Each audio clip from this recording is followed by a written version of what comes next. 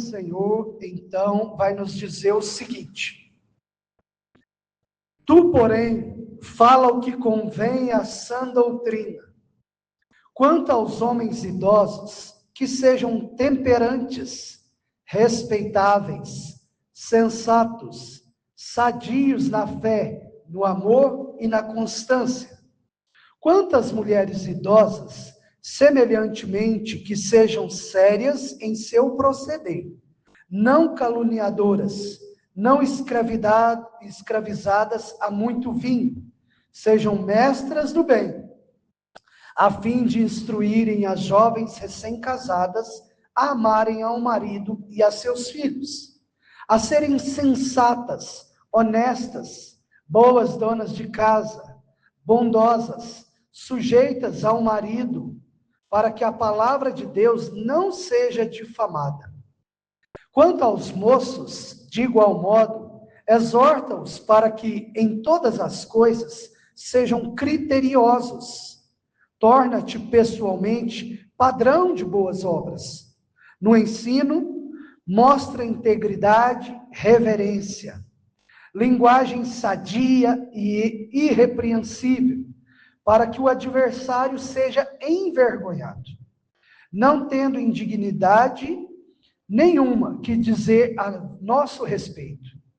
Quanto aos servos, que sejam em tudo obedientes ao seu Senhor, dando-lhe motivo de satisfação, não sejam respondões, não furtem, pelo contrário, deem prova de toda a fidelidade, a fim de ornarem em todas as coisas a doutrina de Deus, nosso Salvador. Louvado seja Deus, oremos. Irmãos, oremos aí. Pai, em nome de Jesus, louvado seja o teu nome. Nós adoramos o Senhor, ó Pai, pela tua palavra, que é viva, que é eficaz e sempre fala conosco. Nós agora nos quedamos, nos calamos para ouvir o que o Senhor tem a dizer conosco, a nós nessa noite.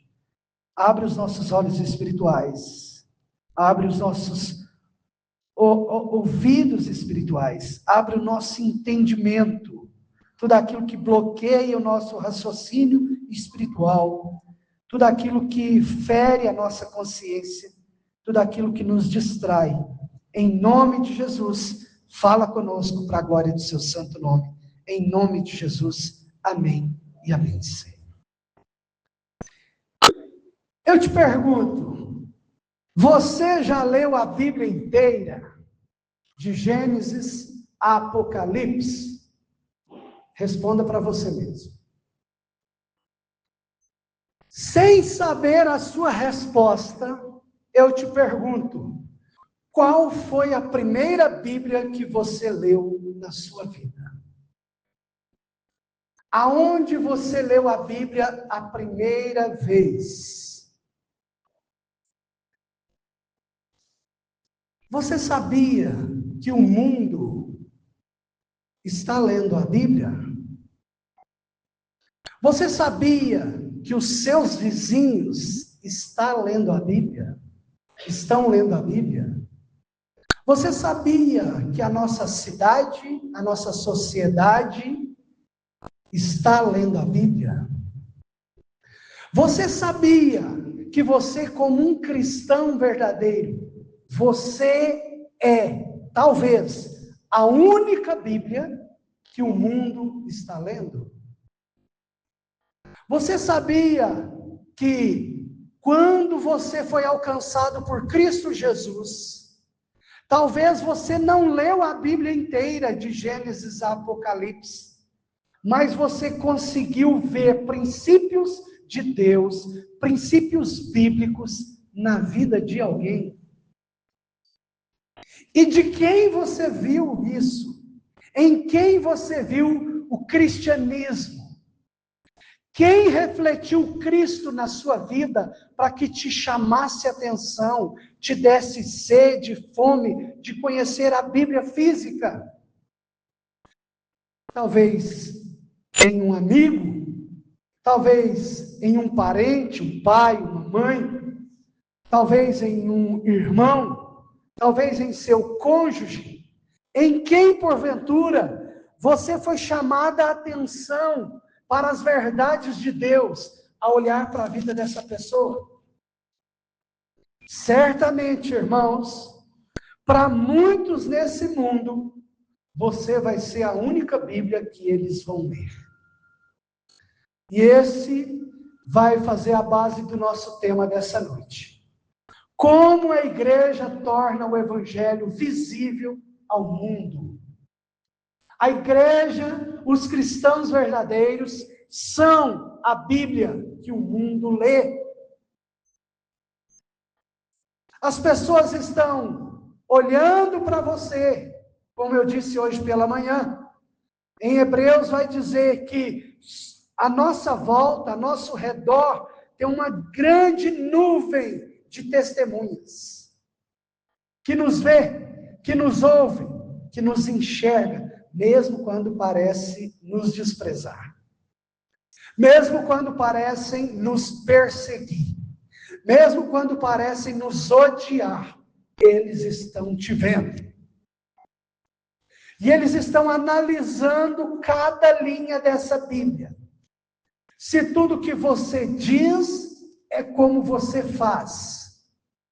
Se tudo que você professa é como você vive. A igreja torna o evangelho visível quando a palavra de Deus produz na vida dessa igreja uma vida transformada. As pessoas começam a ler a Bíblia verdadeira na sua vida quando a Bíblia que você lê na igreja, que você lê na sua casa, começa a produzir frutos de transformação na sua vida. E aí, meus irmãos, para nós entendermos isso, nós precisamos entender um pouquinho desse texto nesta noite. Nós temos falado demais aqui na igreja que a salvação é de graça, e de fato é. A salvação é monergística. Nós vimos isso em Jonas capítulo 2, versículo 8. O que é monergismo?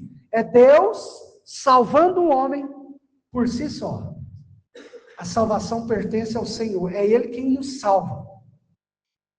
Mas depois de salvos, nós somos chamados à santidade, à santificação. E o processo de santificação, ele contém um aspecto sinergista. O que é sinergismo? Se monergismo é Deus salvando o homem, sinergismo é uma contribuição entre duas partes, onde Deus em seu Espírito nos santifica, mas nós, em obediência à sua palavra, obedecemos. Portanto, irmãos, não existe predestinação sem santificação. A salvação, ela é algo que acontece no tempo, e ela vai ser demonstrada nisso, na santificação. A menos que você não tenha um tempo para demonstrar a sua salvação, como foi o ladrão na cruz, mas a menos que isso seja uma verdade, você não tem esse tempo. Mas eu acredito que não é a verdade de todos nós aqui, porque todos nós já ouvimos o evangelho semanalmente, diariamente, e nós já temos que demonstrar com as nossas vidas a vontade de Deus, o caráter de Deus, o evangelho de Deus. Por isso, a igreja torna o evangelho visível ao mundo através do processo de santificação, de separação das coisas mundanas. É o contraponto que eu apresentei hoje de manhã. É ser luz nas trevas, é ser sal no mundo. E aí, meus irmãos, nós olhamos para esse texto que estamos meditando já há algum tempo aí, Tito. Essa carta, foi Paulo que escreveu essa carta endereçada a Tito. Tito era um jovem missionário, um jovem pastor, que estava ali com a responsabilidade, no versículo 5 do capítulo 1, Paulo vai dizer que deixou ele em Creta, na cidade de Creta, para organizar a igreja. Preparar presbíteros, preparar ali líderes, para que eles pudessem conduzir a igreja. Então, Paulo vai instruir Tito o tempo todo nessa carta. Nós já tivemos algumas meditações no capítulo anterior, e hoje, especialmente, nós vamos ver como que o evangelho é visto através dessa igreja. Paulo, então, vai deixar aqui claro para Tito o que é necessário fazer, o que é necessário ser visto na vida dessa igreja. Vai deixar claro que a igreja é corpo de Cristo, portanto, ela deve refletir a imagem de Cristo. Então, a palavra dele é para líderes, é para homens e mulheres idosos, é para moços e moças, é para os servos, é para aqueles que trabalham na vida, na igreja e no mundo. Então, em primeiro lugar, eu quero destacar aqui como a igreja torna o evangelho visível ao mundo. Em primeiro lugar, pela vida dos crentes maduros. Olha que foto bonita que eu preparei. Simulação bonita da nossa igreja. Mas a igreja, ela ilumina no mundo o caráter de Cristo através da vida dos crentes maduros. Se você observar do primeiro versículo ao versículo 3, você vai ver versículo 1, que deve ser com a sã doutrina. O que é sã doutrina? É um ensino sério, é um ensino correto das Escrituras, sem inventar coisas, sem enfeitar demais a mensagem. A mensagem, ela é simples, a mensagem ela é nua e crua, mas ela é simples. Ela é confrontadora, mas ela é verdadeira. Ela produz frutos. É a sã doutrina, é o sã ensino. Vai dizer que os homens idosos, eles devem ser temperantes, respeitáveis e sensatos. Versículo 2. Vai dizer que eles precisam ser sadios na fé, no amor e na constância. Olha que maravilha, irmãos. O texto vai colocar um padrão, mas esse padrão não é um padrão imposto. Deus não vai pedir a você e a mim que sejamos algo que Ele não nos capacite a ser. Esse é o propósito de Deus para os homens idosos, mas não apenas na idade, mas na maturidade. Por isso, os homens precisam amadurecer. Não é possível ser um cristão infantil a vida toda. Mas a Bíblia deseja, Deus deseja que sejamos maduros, temperantes, palavras temperantes, equilibradas, sem extremismos, respeitáveis. Precisamos respeitar a Deus, respeitar a igreja, respeitar a família, respeitar a sociedade, respeitar as autoridades. Os homens precisam ser respeitáveis. Os homens precisam ser respeitáveis a ponto de nós termos a tranquilidade de confiar neles, a liderança da igreja. A ponto de nós termos a confiabilidade de descansar e saber que eles são homens sérios com as coisas de Deus. Não são homens mundanos, não são homens levianos, não são homens que não pensam antes de falar, que falam o que quer. No mesmo versículo 2 vai dizer que eles devem ser sensatos. Homens sensatos, sadios na fé, no amor e na constância. Meus irmãos, aqui é o que os homens da igreja precisam ser. Sadios na fé. Precisa ter uma fé madura, uma fé salvífica, uma fé verdadeira. Precisam ser sadios no amor. Precisam ser homens amorosos. Amorosos. E na constância, homens constantes na fé e no amor, na palavra. Todos nós temos inclinações à inconstância, mas nós precisamos amadurecer, irmãos. E essa constância, ela só vem com a maturidade. Como é bom nós encontrarmos homens maduros, homens saudáveis na fé, no amor e na constância. Homens que nós podemos ter confiança de pedir um conselho. Que nós podemos ter a confiança de pedir uma oração.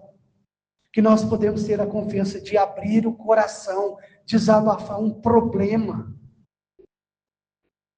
A igreja precisa desses homens. A igreja carece desses homens. Mas não apenas dos homens. Vai retratar também as mulheres idosas, as mulheres maduras, as mulheres experientes. No versículo 3 vai dizer que elas precisam ser sérias. Elas precisam ser sérias.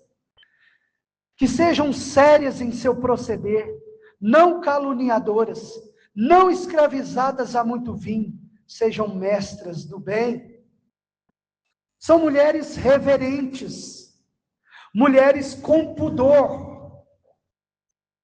Nós somos uma igreja que nós não, e eu creio que esse é o correto mesmo, nós não instituímos uma roupa para as mulheres. Nós apenas ensinamos o que a Bíblia ensina, que deve se vestir com decência, com respeito, com pudor. E eu louvo a Deus que aqui na nossa igreja nós não temos problema nessa área. Nossas irmãs são respeitosas, nossas irmãs são reverentes no viver, e isso é muito importante, irmãos. Para que as pessoas lá fora vejam na vida da igreja, dos crentes maduros, reverência. Elas não podem ser caluniadoras, como diz o texto.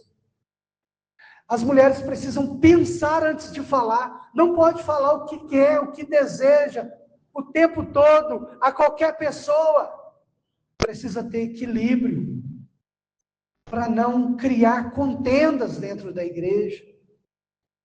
As mulheres não podem ser caluniadoras, não podem ser escravizadas a muito vinho, não podem ser viciadas e trazer escândalos à igreja. Eu falei um pouco sobre isso hoje pela manhã. No versículo 3 fala isso. E elas precisam ser mestras do bem. O que é ser mestra do bem para você? Ela precisa ser alguém apta para ensinar. Ensinar outras mulheres especialmente. Ensinar até mesmo, se necessário, as crianças. E com o seu viver. Com o seu viver. Porque lá em 1 Pedro, Pedro vai dizer isso. Que as mulheres mudam o marido, santificam o marido com proceder, não com falar. O ensino na igreja é dado a responsabilidade para os homens. E nós não dizemos que as mulheres não estejam preparadas para isso, porque tem mulheres mais capacitadas do que muitos homens. Mas os homens precisam assumir essa postura, essa posição, porque cabe a eles a obra de ensinar a igreja, de conduzir a igreja no ensino. Então, meus irmãos, as mulheres têm que ser mestras do bem, têm que ser mulheres que ensinam, que as poucas palavras delas falem muito mais do que os gritos, do que os berros, do que as teimosias. Assim é bom que seja a igreja do Senhor, para que o evangelho seja visível na vida dos homens e das mulheres crentes e maduras. O evangelho se torna visível através da maturidade cristã. Por isso, muitas vezes a Bíblia vai dizer que é para que sejamos perfeitos. Qual que é a palavra perfeito no original? Não é perfeito no sentido de não ter pecado, é no sentido de ser maduro. De ser maduro. Como é ruim você ver uma pessoa que está há anos na igreja, 30 anos na igreja, e continua imatura. não cresce, não amadurece, não desenvolve, não progride. Continua com as mesmas manias de que quando não era cristã ou cristão. O evangelho, irmãos, ele é de graça, ele é pela graça, mas se esse evangelho não muda a nossa vida, ele não é o evangelho verdadeiro da graça. Porque o evangelho da graça, ele transforma as nossas vidas. E aí algumas verdades teológicas nesse ponto para nós aqui. A sã doutrina produz caráter. O bom ensino produz caráter. Por isso que é importante a gente estudar a Bíblia. Por isso que é importante a gente prestar atenção na pregação. Por isso que é importante a gente aplicar a pregação na nossa vida. Não é ao vizinho do lado, né? Como eu digo, nós não podemos ser crentes paz, né? Que pega a mensagem e joga para o lado. Opa, aquele irmão devia ter vindo na igreja, era para ele, ou era para ela. Não, precisamos ser os cristãos inchadas, né? A gente traz para nós. Isso é para mim. Isso não é para o meu irmão, para minha irmã, isso é para mim. É eu que preciso disso. É eu que preciso ouvir isso. Porque o evangelho de graça, da graça, não escracha. Ele não joga, ele não suja a graça com o pecado. Nós somos pecadores, mas nós estamos numa caminhada para a santificação, para a busca da identificação com Cristo, com o caráter de Cristo, que é um caráter maduro. E isso só é possível pelo Espírito Santo de Deus. Mas existe uma sinergia, existe uma resposta, uma correspondência da nossa parte, uma responsabilidade da nossa parte. Segunda verdade teológica aqui, maturidade espiritual não é idade, é transformação. A Bíblia diz isso em Jó, em Salmos, que aqueles que se afadigam no estudo da palavra podem vir a ser mais maduros do que os idosos. Aqueles que estudam a palavra de Deus podem ser mais maduros do que os idosos. Porque a questão não é simplesmente idade. A questão é identificação com Cristo, com a palavra de Deus. Em terceiro lugar, terceira verdade teológica, Deus usa gerações mais experientes para discipular a igreja. Deus usa os mais velhos para instruir os mais novos. No relacionamento conjugal, no relacionamento familiar. Então, cuidado com os conselhos que você dá aos outros. Porque Deus quer te usar. Deus quer te usar. E a responsabilidade é muito grande. A ideia que nós temos trabalhado na escola dominical com um estudo sobre Desperta a Igreja é que todos nós somos discipulados por alguém, mas nós também somos discipuladores de alguém. Nós estamos aprendendo com alguém, mas nós temos que ensinar alguém. Então sempre vai ter alguém que precisa do nosso conselho. E nós sempre precisaremos do conselho de outra pessoa. Ninguém é melhor do que ninguém. Quarta verdade teológica, a vida deve confirmar a doutrina, o ensino. A sua vida deve confirmar aquilo que você crê, aquilo que você professa. Nós precisamos buscar isso. Sede santos, pois eu sou santo, diz o Senhor, como nós falamos hoje pela manhã. Eu destaquei uma frase aqui. John Stott, um grande teólogo, vai dizer: a doutrina da graça deve ser vista tanto na vida, quanto ouvida nos lábios. Ouvida dos lábios, né? Então, nós precisamos, de alguma forma, viver isso e ouvir isso. É um ciclo. Nós ouvimos e vivemos, nós vivemos e ouvimos. Nós vivemos e ouvimos, ouvimos e vivemos. As duas coisas andam juntas, irmãos.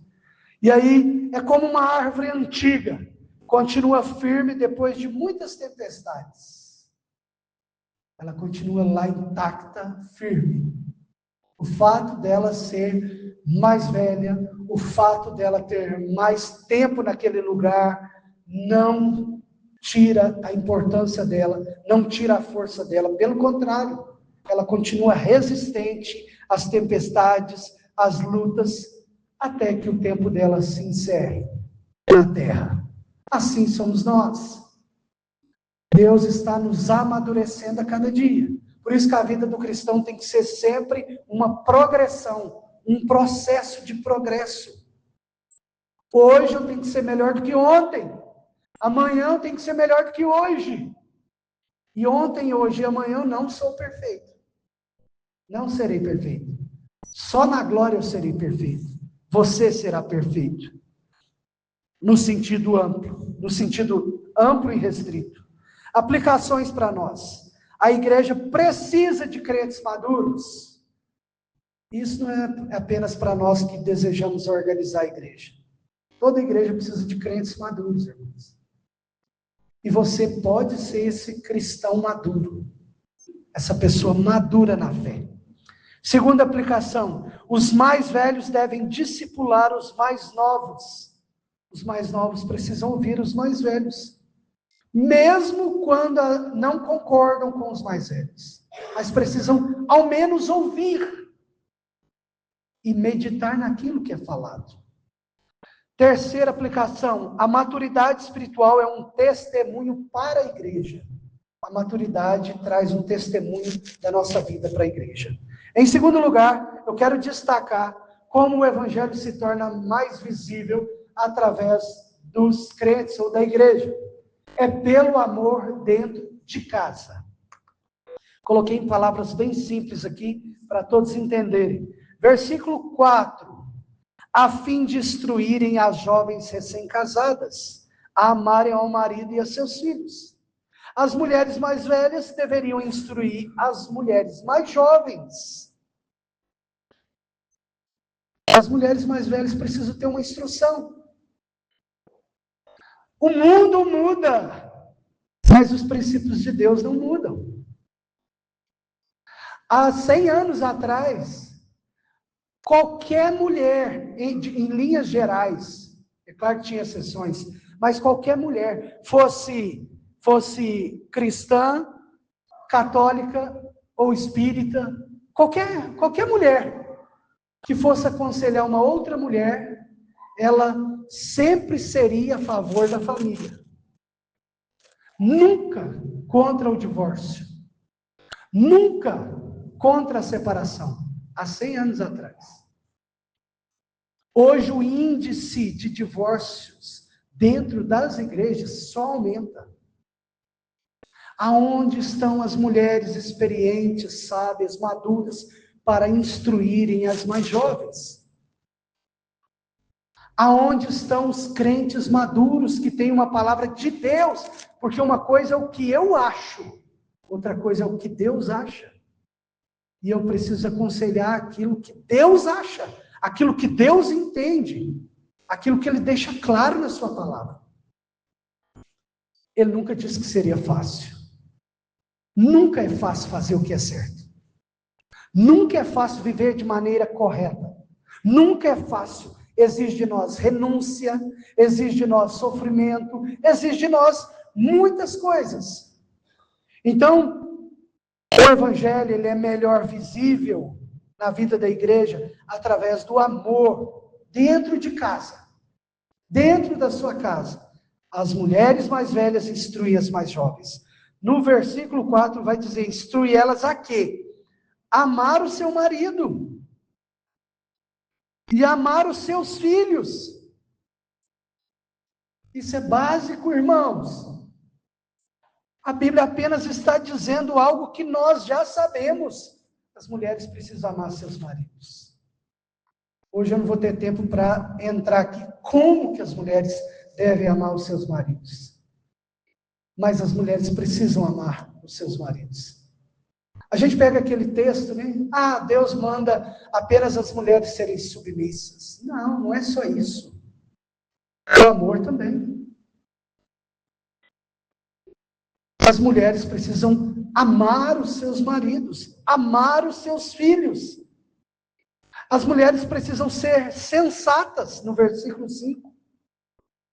No versículo 5 também vai dizer que elas precisam ser honestas, boas donas de casa, bondosas, sujeitas ao marido, para que a palavra de Deus não seja difamada.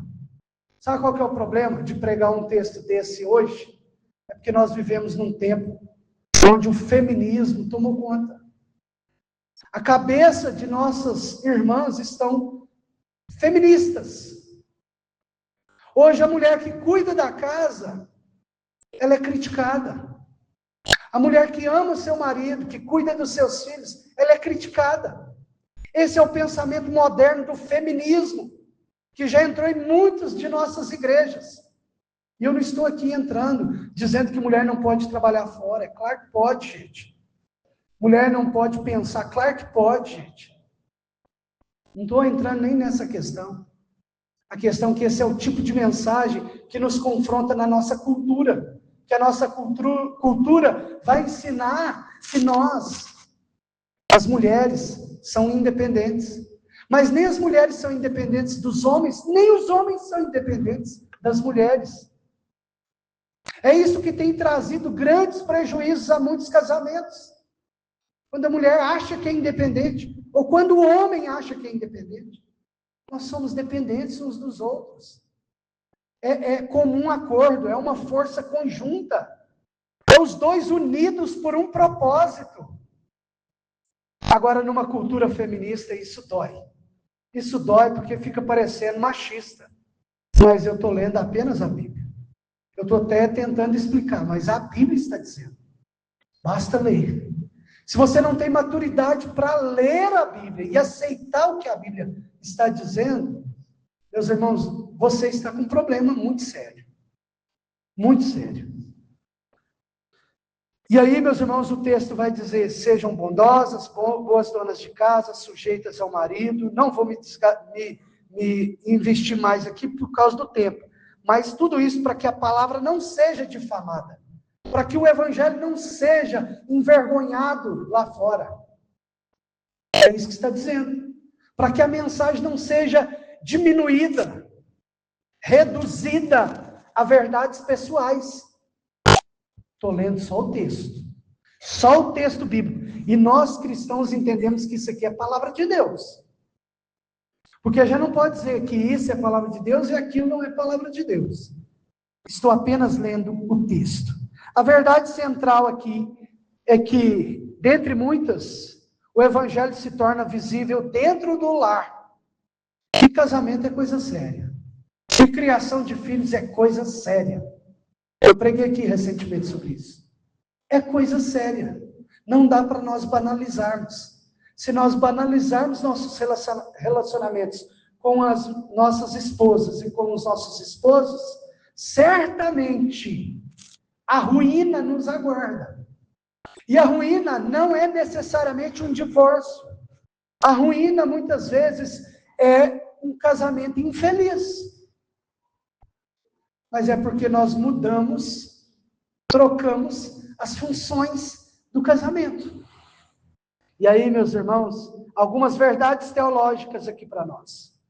Primeiro, a família é um dos principais campos de aplicação da fé. É lá na família que você vai viver o verdadeiro evangelho. Começa lá. Aqui você aprende, lá você vive. Quer saber se a pessoa é crente mesmo? É lá dentro da casa dela. E é o lugar mais difícil da gente ser cristão. É dentro da nossa casa. É difícil, não é fácil. E é difícil para todos nós. Talvez para você seja mais fácil, mas não entendo como fácil. É lá que você vai ser provado na sua ira, na sua raiva, no seu rancor. É lá que você vai falar e não vai ser entendido muitas vezes. É lá que deveria ser a sua fonte de prazer, às vezes essa fonte seca. É lá que você vai ter muitas contrariedades, mas é lá que Deus está te dando a oportunidade de viver o melhor dele. É lá que você vai ser confrontado acerca de ser cristão de verdade. Que você vai ter que abrir mão dos seus direitos, muitas vezes, pelo direito do outro. Abrir mão do que você pensa, do que você acha, para que o outro fique bem. E lembre-se de nunca abrir mão dos princípios de Deus. Abra mão dos seus conceitos pessoais. Outra verdade teológica aqui: a piedade deve aparecer nos relacionamentos. Eu sou piedoso. Que piedoso? Quero ver se você é piedoso com a sua esposa. Se você é piedosa com o seu marido. Se você for piedoso com a sua esposa, com os seus filhos, aí sim, você é piedoso.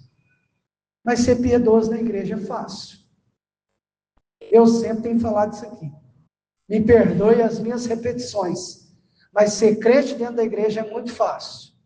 Veste uma roupa mais bonitinha, a melhor roupa que você tem. Naquele dia você toma banho, né? Às vezes não tomou nos dias anteriores, nem está planejando tomar nos que vêm para frente, né? Por causa do frio. Mas naquele dia você toma banho. E você penteia o cabelo. E você vem para a igreja. É fácil.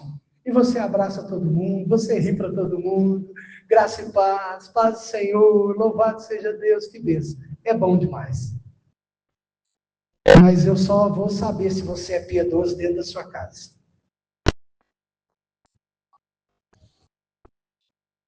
Não vou aprofundar porque eu não quero que ninguém fique com raiva de mim. Eu acho que ninguém está até agora. Mas vamos lá. Terceira verdade teológica. Deus usa o discipulado entre gerações. Nós precisamos discipular nossos filhos, nossos jovens, nossa igreja. Quarta verdade teológica. A saúde da igreja passa pela saúde dos lares. Isso aqui eu sempre falo aqui na igreja e eu tenho que repetir. Se nossas famílias não forem saudáveis, nossa igreja não será saudável. Saudável não significa não ter problemas. Saudável não significa não passar por crise conjugal, não passar por crise existencial, crise financeira. Não é isso. Saudável significa que mesmo passando por crises, essa família continua na fé, continua em Cristo. A igreja depende de nossas famílias, de como nossas famílias estão. E nossas famílias também dependem de como a igreja está. Então, todos nós, de alguma forma, estamos contribuindo com a igreja, quando nós vivemos o amor no nosso lar, o amor na nossa casa. Quando nós somos contrariados, mas nós permanecemos na fé, no amor de Cristo. E eu destaquei uma frase para isso, nesse ponto. A primeira esfera onde a fé deve ser demonstrada é o lar. Richard Baxter, um puritano. A primeira esfera onde a fé deve ser demonstrada é o lar. Começa lá e se estende ao seu trabalho, na igreja, em todos os lugares. É lá no nosso lar. Por isso que, se necessário, fecha o seu quarto, entra para o seu quarto, fecha a porta do quarto e vai orar. Isso serve para os jovens também. Serve para os jovens. Na minha infância, eu tinha muitos problemas na minha casa, na minha família. E eu, muitas vezes, eu entrava para dentro do meu quarto, fechava a porta e eu ia orar. Eu confesso que era mais fácil para mim do que para alguns dos jovens hoje, porque não tinha celular, né? E às vezes fecha a porta e vai mexer no celular. Mas fecha a porta e larga o celular do lado de fora. E vai orar. Vai falar com Deus. Às vezes você está nervoso com seu pai, com sua mãe. Vai falar com Deus. Peça direcionamento de Deus na sua vida. Meus irmãos, vai dizer agora também que é fácil parecer espiritual no culto, mais difícil é demonstrar isso dentro da casa. As aplicações desse ponto. O evangelho deve transformar nossos relacionamentos. É igual aquela história, deixa eu contar rapidinho aqui, ver se eu lembro, que eu não preparei. Mas aquela história do diácono, deixa eu usar os diáconos aqui como exemplo, né? Aí os diáconos, quando vai contar, usam os presbíteros, né? Os presbíteros usam os pastores como exemplo. Mas o diácono, que era muito crente dentro da igreja, ele era crente demais. até o dia que ele morreu. E quando chegou lá no dia do enterro, o homem morto, e aí estava a esposa e o filho do lado. E o povo tudo chorando, e o pastor foi fazer o funeral. Era um homem bom, era um homem crente, era trabalhador na igreja, era um bom marido. A esposa era um ótimo pai. A criança, vai, que isso? Cutucou a mãe, de quem que ele está falando? Estava falando do pai dele. Mas ele não reconhecia o pai dele daquela forma. Então, o primeiro lugar para nós começarmos a viver o evangelho é dentro do nosso lar. Para que a gente não mate as pessoas da nossa casa de raiva. Porque você mata os outros de raiva quando você vai na igreja, chega em casa e quebra o pau. Chega em casa e começa a brigar por coisas pequenas. E todos nós temos essa tendência, gente. E as pessoas ficam chateadas com a gente. Aí muitos da nossa família dizem assim, esse é o crente, né? Esse é o crente. Parece que estava orando lá na igreja agora, parece que estava cantando lá na igreja agora, estava levantando a mão lá na igreja agora. Crente pus de fora. Eu já ouvi isso tanto, irmãos, de muitas esposas, filhos, e isso não é algo bom para a igreja. É bom que nós vivamos o evangelho dentro do nosso lar. A família é uma vitrine da fé. A palavra de Deus é honrada ou difamada por nossa vida familiar. Em terceiro e último lugar, pelo bom testemunho no dia a dia. O evangelho é melhor visível através da igreja, pelo bom testemunho no dia a dia. Do versículo 6 ao 10, ele vai dizer, os jovens devem ser criteriosos. Versículo 6. Os moços, de igual modo, exortam-os para que em todas as coisas sejam criteriosos, sejam prudentes, tenha critérios para fazer suas escolhas. Não faça escolhas levianas, jovens. E nós cometemos os nossos maiores erros na nossa juventude. E há, de fato, a gente sabe, né? Os mais velhos aí sabem que não dá para condenar os jovens. Boa parte dos erros deles nós já cometemos também. Mas isso não dá o direito deles errarem. Eles estão ouvindo a palavra, eles precisam evitar os mesmos erros que nós cometemos. Talvez nós, naquela época que erramos, não tivemos o mesmo acesso à mensagem, à pregação, ao ensino, à igreja, que eles estão tendo hoje. Então, sejam criteriosos em suas decisões, em suas amizades. Sejam criteriosos, jovens, naquilo que vocês desejam para a vida de vocês. Naquilo que vocês escolhem para a vida de vocês. Use sempre a palavra de Deus como parâmetro. No versículo de número 7, vai falar, torna-te pessoalmente padrão de boas obras. No ensino, mostra integridade, reverência, linguagem sadia e irrepreensível, para que o adversário seja envergonhado, não tendo indignidade nenhuma de dizer a nosso respeito. Ele não fala a vosso respeito, fala a nosso. Jovens, sejam criteriosos, sejam cuidadosos no ensino, reverentes no ensino, no linguajar de vocês, para que o adversário Satanás seja envergonhado. E para que não tenha nenhum motivo de vergonha a nosso respeito, de difamação a nosso respeito. Ou seja, para que a igreja não seja envergonhada. Para que Satanás seja envergonhado e não a igreja. Então, cabe aos jovens essa linguagem sadia, irrepreensível, que sejam de fato íntegros e reverentes no ensino. Mas o jovem fala assim, mas eu não ensino nada para ninguém. Eu não prego na igreja, eu não falo nada. Mas você ouve, você aprende. Seja reverente na hora de ouvir a palavra. Pare e ouça a pregação do Evangelho, o estudo da palavra. Seja reverente ao ouvir a palavra de Deus. Nós tiramos tempo para tudo na nossa vida e às vezes não para as coisas de Deus. E aí, no versículo 9 e 10, nós vamos ver quanto aos servos, que sejam em tudo obedientes ao Senhor, dando-lhe motivo de satisfação, não sejam respondões, não furtem, pelo contrário, deem prova de toda fidelidade, a fim de ornarem em todas as coisas a doutrina de Deus, nosso Salvador. Ou seja, servos obedientes, os empregados, sejam fiéis, trabalhem dignamente, seja honesto em seus negócios, não furte, não roube, demonstre fidelidade a Deus e à sociedade, à igreja, para adornar a doutrina de Deus, nosso Salvador. Aqui, esse versículo é um dos versículos que comprova, que defende a Trindade, nosso Deus, nosso Salvador.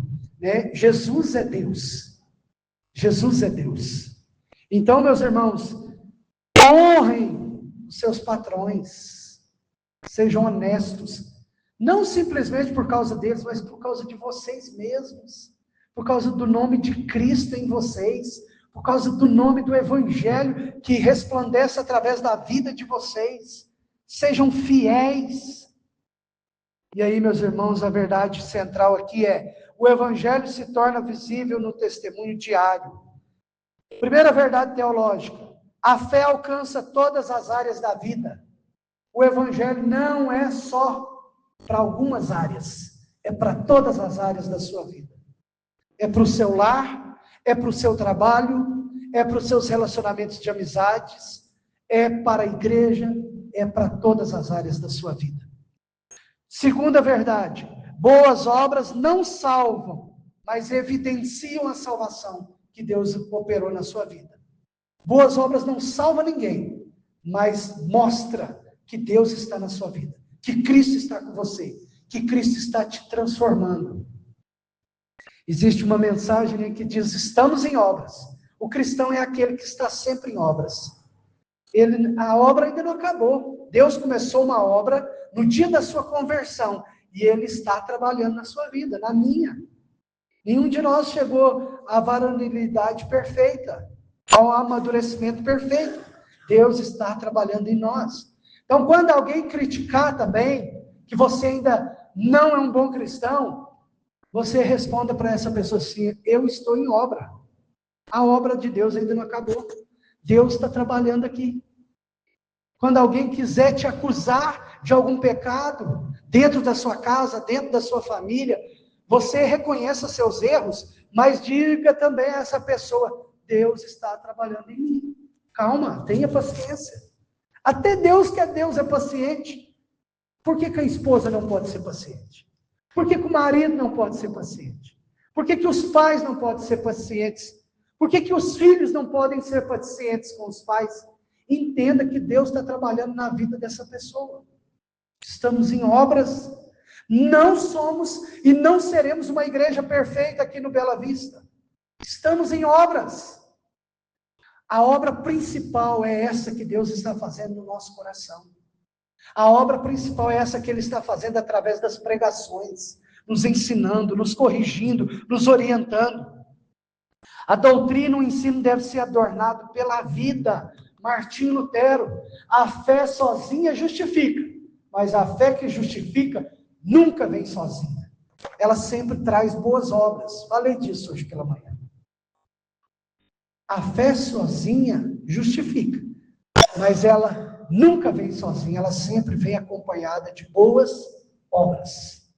Até porque sem as boas obras, ela é uma fé morta, que produz obras mortas. Uma moldura não cria a beleza do quadro, mas ajuda as pessoas a enxergá-lo. Então, uma moldura do quadro não cria a beleza do quadro, mas chama a atenção para o conteúdo daquele quadro. Então, o que é externo na nossa vida é importante. Ah, ninguém conhece meu coração. Não, e ninguém vai conhecer seu coração. Mas eles só vão ver aquilo que está por fora. E aquilo que está por fora deve refletir a Cristo na sua vida. E aí nós caminhamos para a conclusão. A igreja torna o evangelho visível quando aquilo que ela crê pode ser visto na maneira como ela vive. A igreja torna o evangelho visível quando aquilo que ela crê pode ser visto na maneira que ela vive. Não somos e nem seremos perfeitos, mas devemos buscar a vontade de Deus para nós, para a nossa igreja, através da vida dos crentes maduros, através do amor dentro dos nossos lares e através do nosso testemunho diário, na rua, no esporte, no trabalho, na escola, na igreja. Feche os seus olhos, coloque-se diante do Senhor. Senhor Deus, Pai, tem misericórdia de nós. Porque essa palavra, Deus, ela nos confronta. E a todos nós, certamente. Nós sabemos que por nós mesmos não conseguimos viver isso. Nós precisamos do seu Espírito. Nós precisamos da sua graça. Nós precisamos até mesmo do seu perdão. Visita-nos com a tua palavra, com o teu Espírito, durante essa semana. Nos ajude a consertar aquilo que está errado. Nos ajude a fazer a sua vontade. Quebra esses conceitos mundanos, feministas, machistas, todos esses conceitos da sociedade e cria em nós conceitos bíblicos, daquilo que o Senhor deixa claro para nós nas Escrituras. Que nossas esposas nos amem, que nós amemos nossas esposas, que nossos filhos nos amem, que nós amemos os nossos filhos, que nossos irmãos na igreja nos amem, e que nós também amemos os nossos irmãos, que os nossos vizinhos, ó Deus, vejam o seu Filho em nós, Jesus Cristo, que nós possamos amá-los, orar por eles, que nós possamos evangelizá-los, nossos vizinhos, nossos amigos, nossos colegas. Ó Deus, que o Senhor prepare pessoas maduras para caminhar conosco na fé, para que não nos amoldemos aos padrões mundanos, mas aos padrões cristãos da sua palavra. Em nome de Jesus, Senhor, nos perdoa por nossas falhas e nos capacita pelo seu Santo Espírito a viver o teu evangelho e glorificar o seu nome nessa terra, como família, como indivíduos e como igreja do Senhor neste lugar. Desde já nós oramos e agradecemos ao Senhor, entendendo que tudo isso é pela graça. Em nome de Jesus Cristo. Amém e amém, Senhor. No próximo sermão desse texto, desse livro, dessa carta, nós vamos falar da graça, porque as obras nunca vêm sem a graça. Quero convidar o nosso pastor Apolinário aqui à frente, que fará uma oração final e empretará a bênção, e depois ninguém vai embora sem antes passar ali, tem uma surpresinha para os irmãos.